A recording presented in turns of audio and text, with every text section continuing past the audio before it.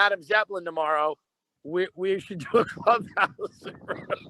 I literally I was on the phone with Christopher Gavigan, one of my very close friends, and said, will you jump in this Clubhouse? Tim just invited me to this thing. This title is hysterical. He goes, no fucking chance I'm coming in.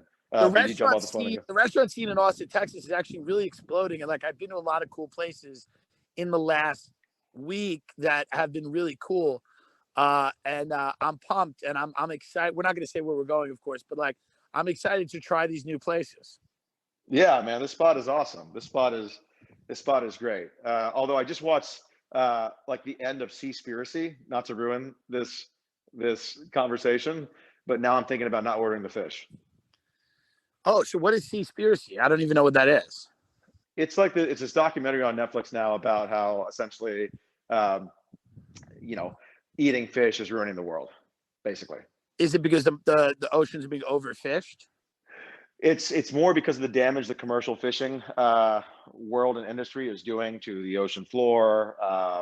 Apparently, like deforestation of the Amazon doesn't even come close to the deforestation of ocean plants, and it goes into. And I assume, like, here's the reality: like, even if 50% of this data is wrong, it's still like the takeaway is, holy shit, we're fucked. I think that eventually, probably everyone's gonna have to start eating vegetables, and that's how we're gonna survive as a human. I just have no interest in that, but I like vegetables. I don't want that to be my sole source of sustenance, but I do see there's probably some argument that the most sustainable, whatever eco-friendly way to live will just be people adopting an all plant-based diet. This whole thing was basically like, yeah, car you drive, eating land animals, all that's great. Like, it feels good not to do any of that stuff. You think you're helping society, cool. The reality is none of it holds a candle to what we're doing to our ocean and how much of a tragedy that is. And they were talking about like this whole thing about plastic, removing plastic and straws, not even plastic straws.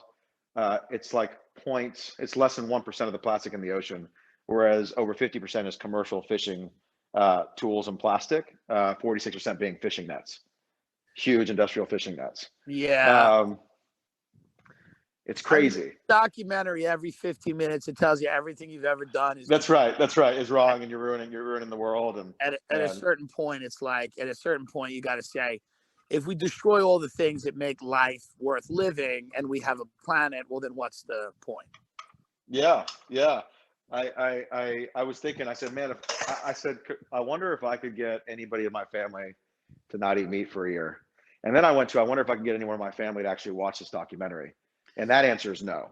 And so I was like, well, there's no way. There's no way they would not eat meat. Like, none of them would even sit down and watch the damn documentary. They'd be like, there's no chance. Well, you had a vegan wedding. Like, you've done vegan stuff. And I think, are you plant-based now or somewhat plant-based? No, I eat everything, basically. I mean, what I eat is, I really care about trying to eat as local as possible. And I try to eat as high quality as possible.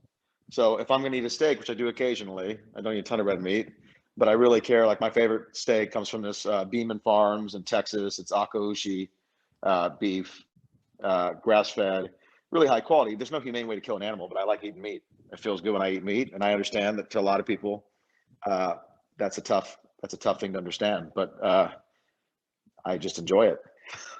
Yeah, I think that at the end of the day, it's lifestyle, and people are going to have to make the decisions that they want to make. It's hard to imagine a world where nobody is eating meat or fish. I mean, I don't know what's left. You know, I don't know that you're gonna have people that are just eating. What's your barbecue spot in Austin, or do you just go to all of them? So it depends what aspect, what item of barbecue. So like, there's certain places I really like brisket. There's certain places where the beef rib I think is best.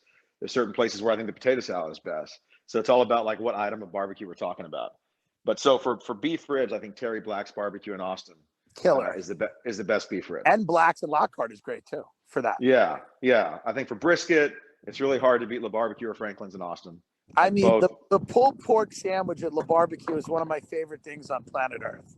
But when you're talking about pork, it's pretty hard to beat pork. It's pretty hard to, like, when you go to Memphis, I mean, you're talking about the pork cap. Yeah, right? Like, correct. So in Texas, it's really all about the beef. And then, there's other parts of the country where it's really all about the pork. So for me, it's all about, what item of barbecue we're getting. There's certain folks. Where else is there? Salt Lick, which you know about. I think Yeah, that it's not bad. I think if you eat chicken, I think some of the best chicken rub that's out there is sold at Salt Lick. The dry rub is incredible. Yeah, I put it's on everything. very interesting. Franklin is just very tough to get, so it's hard to do that. I've done it once and I've waited on the line. It gets a lot, you know. Have you ever been to Valentino's? I've never been to there. I've heard Oh yeah, that place is great. Yeah. Yeah, I went to the ambiance and environment there also is a big part of the appeal. I went to Red Ash, which is a great place. Yeah, Red Ash is great. Red Ash is great. Yeah, I'm and I went to this place called Tilly's out where I live, and it's beautiful. I put a photo on Instagram. It's gorgeous. Used to be. Yeah, I saw that. I can't believe that ambiance is out where you are. Well, like, I just wouldn't expect that to be there. Well, this is the area where I am is kind of like the new Austin, I think. Like it's really, there's a lot out here that's going to be really cool. Dude, I was at the spot I go to the spot we're going to every day. It's one of my meeting spots. And I was there today in a meeting with somebody. I didn't even know this. They run one of the more well-known family offices in the United States. And he told me he's been living in Austin for the past, I don't know how long. And I was like, really? He goes, yeah, I don't think I'm ever going back. Bay Area transplant. I go, how did I just learn that you were here? He's like, well, I moved here, broke up with my girlfriend. Nobody really knows I'm here. But honestly, I don't think I'm ever going back. I think I'm here for good. I'm looking to buy a place now. I hear somebody like this that's here, I'd say at least 10 times a week for the past year, where I just learned about a new person who's in Austin who didn't say they were here, who's never leaving. And that's something that's pretty unique. You used to hear about people moving here, a couple a month, but I've never seen so many per week that I learn about. It's exploding, and we're going to have to see. It's exploding, and it's going to be wild to watch because, that comes with a lot of problems too. It comes with traffic and congestion, and, it's going to be to watch a city explode is, there's all kinds of, negatives that come with that. And people are going to have to figure out how to do it so that, people and small businesses don't get displaced and the cool character of the city remains intact. I agree. I'll tell you, one of the best places in town that's so unique to Austin, it's very much an Austin type restaurant. It's called Laurel. Have you and Ben heard of Laurel? Not yet. So Laurel is two James Beard chefs came together. So Aaron Franklin from Franklin's Barbecue and Tyson Cole from Uchi. Uchi's like our Nobu.